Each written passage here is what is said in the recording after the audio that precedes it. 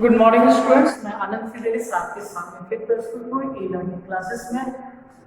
बच्चों, जैसा कि हम लोग कक्षा 7 को पढ़ा रहे हैं और यह पाठ 3 है शब्द विचार। और शब्द विचार के अंतर्गत हम लोगों ने बहुत सारी चीजों को जान चुके हैं, जैसा कि शब्द किसे कहते हैं, शब्दों के भेदों के बारे में। और हम लोगों ने जाना कि शब्दों को 4 भागों में बांटा गया है। पहला प्रयोग के आधार पर, दूसरा स्रोत के आधार पर, बनावट के आधार पर और अर्थ के आधार पर। और उनमें से हम लोगों ने प्रयोग के आधार पर शब्द भेद देख चुके थे।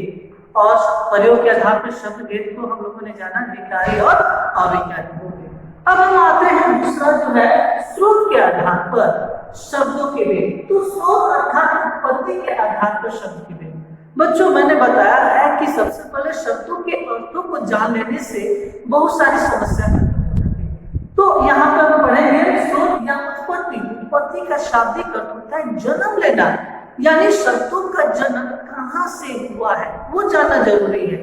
जैसा कि एक गांव में अगर आप रहते होंगे तो बरसात के दिनों में एक छोटे से गड्ढे में आप देखते होंगे कि पानी भर जाता है। कुछ समय बाद जो है उसमें छोटे कीड़े आ जाते हैं। उस कीड़े में एक पूछनुमा भी आकृति के एक जीव भी पैदा हो जाता है और फिर वो जीव मेढक का रूप धारण कर लेता है।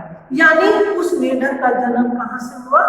जल से, जल के अंदर से हुआ, यानी जल से, यानी वहां पे उसको उत्पत्ति हुई अर्थात जन्म। उसी तरह यहाँ पर उत्पत्ति के आधार पर शब्दों के भेद को हम लोग जानेंगे कि कहाँ से इनका जन्म हुआ। तो किसी किताब में ध्यान देंगे, किसी शब्द की उत्पत्ति एवं समय और स्थान के बदलाव के कारण आए परिवर्तन के आधार पर परिवर्तन, और हमेशा दिन प्रतिदिन परिवर्तन होता ही है। शब्दों को 4 भागों में बांटा गया है। पहला जो है तत्सम शब्द, दूसरा तद्भव शब्द, तीसरा देशज शब्द और चौथा विदेशी शब्द। और विदेशी शब्द का दूसरा नाम क्या है? आगत शब्द। अब हम आते हैं बच्चों बारी बारी से इसका शब्दों को जानेंगे और इसकी परिभाषा को जानेंगे। बच्चों, इस परिभाषा को जानने के लिए मैं आपको एक कहानी के रूप में इसे समझाऊंगा ताकि आप उसे अच्छे ढंग से समझ जाओगे। तो अब हम शुरू करते हैं सबसे पहले तत्सम शब्द के लिए। एक कहानी है कि एक छोटा सा एक 10-12 साल का लड़का जो है वो गर्मी का समय जैसे अभी चल रही है, तो गर्मी के समय में रात में बहुत अत्यधिक गर्मी होने लगी। तो वो लड़का सोचा कि अरे क्या बहुत अत्यधिक गर्मी हो रही है, सोने का मन भी नहीं कर, अच्छे से सो नहीं पा रहे हैं, तो थोड़ा सा कपड़ा पहना हुआ था। तो उसने क्या किया, अपने सारे कपड़े को उतार दिया, अपनी शर्ट गंजी को उतार दिया और अंडरपैंट में अपना सो गया। सुबह उठा और देखा कि अरे बाप रे बाप, मुझे स्कूल जाने के लिए लेट हो गई। और वो क्या किया, सुबह उठा और फिर तुरंत वैसे ही वो स्कूल में आ गया, विद्यालय में पढ़ने के लिए आ गया। अर्थात हम कह सकते हैं कि वैसे शब्द जो संस्कृत से ज्यों के त्यों हिंदी में आ गए हैं उसे हम तत्सम शब्द कहते हैं। यानी जिस ढंग से वो सोया था उसी ढंग से वो कहाँ आ गया? विद्यालय में आ गया। तो यहाँ पे हम जानते हैं कि तत्सम शब्द किसे कहते हैं। तो वैसे शब्द जो संस्कृत से ज्यों के त्यों हिंदी में आ जाते हैं उसे हम तत्सम शब्द कहते हैं। अब हम आते हैं दूसरा जो है तद्भव शब्द। दूसरे दिन की बात हुई, वो लड़का फिर गर्मी था, वो सो गया और सोने के पश्चात फिर सुबह हुई, वो जागा और सोचा कि अरे बाप रे बाप, आज तो 10 मिनट 15 मिनट पहले ही वो उठ गया। तो वो क्या सोचा कि चलो अब हम कुछ पहन लेते हैं, और कुछ पहन लिया, यानी अपनी पैंट शर्ट पहन करके वो आ गया, चप्पल पे वो आ गया स्कूल में। यानी उसमें क्या हुआ, थोड़ा सा परिवर्तन हुआ, पहले के पीछे थोड़ा परिवर्तन हुआ। तो इसकी परिभाषा हम जानेंगे, वैसे शब्द जो संस्कृत से थोड़े रूप में परिवर्तित होकर के हिंदी में आ गए हैं उसे हम तद्भव शब्द कहते हैं। तीसरा जो है देशज शब्द। अब तीसरा दिन हुआ, वो बच्चा वैसे ही सोया था, इस बार थोड़ा सा और जल्दी जग गया और अपने जो स्कूल के जो ड्रेस है जो बताया गया है उसको पहन करके अपने विद्यालय में आ गया। यानी जो चल रहा है, जो हमारे देश में है, अवेलेबल है, उपस्थित है। तो वैसे शब्द जो अपने ही क्षेत्र में या अपने ही देश में बोले जाते हैं उन्हें हिंदी में ले लिया गया है, वो देशी शब्द हो गया। और अब हम आते हैं विदेशी शब्द। विदेशी शब्द के एक बहुत ही अच्छा उदाहरण है कि वो लड़का जो है घर से चला और वो सोचा कि चलो आज हम लोग चलते हैं, साइकिल पे कुछ पैसे भी रखे हुए थे। तो आगे चलते हुए V2 आया, जानते ही वो V2 कहाँ है, V-Mart V2। तो वहां पे वो बच्चा क्या किया कि चलो आज पैसे भी हैं, चलते हैं V-Mart में।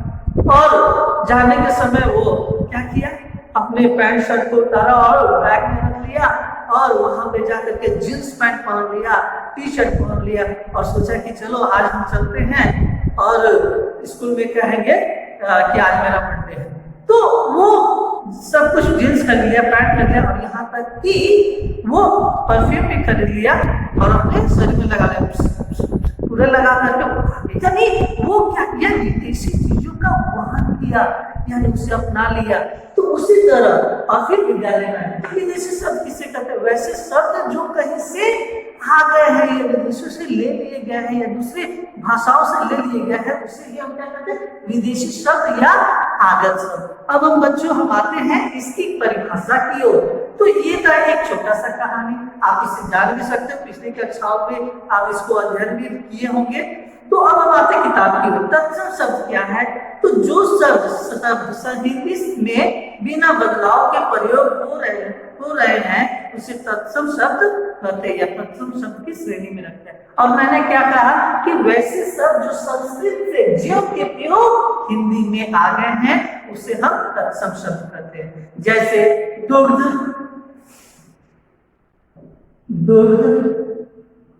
और क्या उदाहरण है, मयूर, यानी ज्यों के त्यों हिंदी में आ गए हैं संस्कृत से।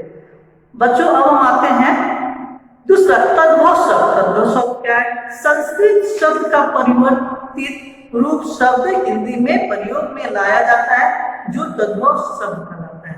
और मेरी परिभाषा क्या है कि वैसे शब्द जो संस्कृत से थोड़े रूप में परिवर्तित होकर के कहाँ आ गए हैं, हिंदी में आ गए हैं, उसे हम तद्भव शब्द कहते हैं। जैसे दूध,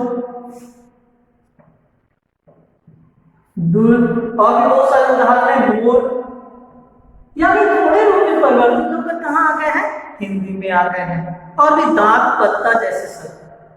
आइए आपकी किताब में बहुत सारे शब्द दिए गए हैं, कुछ शब्दों को हम लोग देखते हैं। जैसे पत्र, पत्ता, यानी पत्र जो है तत्सम है, पत्ता क्या है, तद्भव है।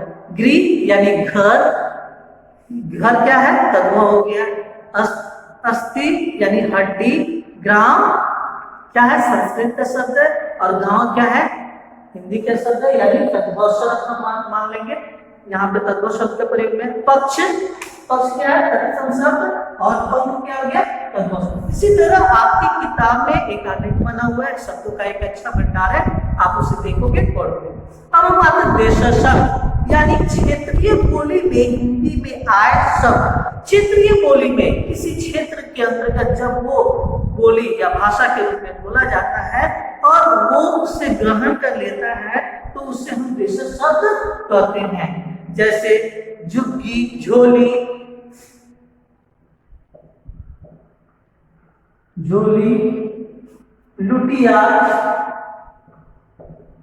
लुटिया, जैसे शब्द जो होंगे वो क्या है, देश शब्द होंगे। पगड़ी, पगड़ी जैसे शब्द क्या है, देश शब्द। अब हम आते हैं विदेशी शब्द। विदेशी शब्द का दूसरा नाम आप पहले भी मैंने इस पाठ के शुरू होने से पहले मैंने बताया, कौन सा शब्द, आगत शब्द। तो विदेशी शब्द का दूसरा नाम आगत शब्द। तो अन्य देशों की भाषाओं से आए शब्द को, अन्य देशों की भाषाओं से आए शब्द को विदेशी शब्द कहते हैं। और हो सकता यह जो है अंग्रेजी से भी आते हैं, अरबी से आते हैं, फारसी, तुर्की, पुर्तगाली, फ्रेंच या जापानी से भी हो सकते हैं। तो वैसे शब्द जो अन्य देशों की भाषाओं से हिंदी में आ गए हैं उसे हम विदेशी शब्द कहते हैं। जैसे आपको कार, मोटर, बहुत सारे शब्द है, रिक्शा और अन्य शब्द आपको दिए गए। जैसे अंग्रेजी से कुछ मैं पढ़ रहा हूँ, आप उसे ध्यान सुनोगे। अंग्रेजी से television, car, motor, college, pan. और अरबी से अमीर, गरीब, हुक्म, रिश्वत, कैदी। फारसी से जमीन, जिंदा, जिंदगी, अनार। तुर्की से ताश, लाश, बारूद, दारोगा। पुर्तगाली से गमला, कारतूस, तौलिया, यकीन। फ्रेंच से पुलिस, इंजीनियर, कार्टून। जापानी से रिक्शा। जैसे अन्य शब्द भी आ सकते हैं। तो बच्चों आज हम लोगों ने पढ़ लिया स्रोत के आधार पर, स्रोत या उत्पत्ति के आधार पर शब्दभेद, तत्सम, तद्भव, प्रेषक और विदेशक। तो बच्चों आपका होमवर्क रहेगा कि तत्सम शब्द किसे कहते हैं, तत्सम शब्द किसे कहते हैं। मैं एक बार लिख देता हूँ इस प्रश्न को।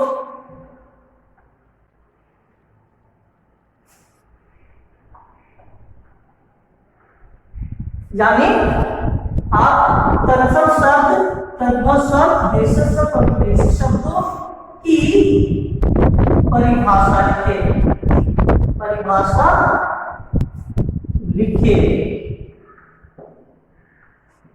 उदाहरण सहित।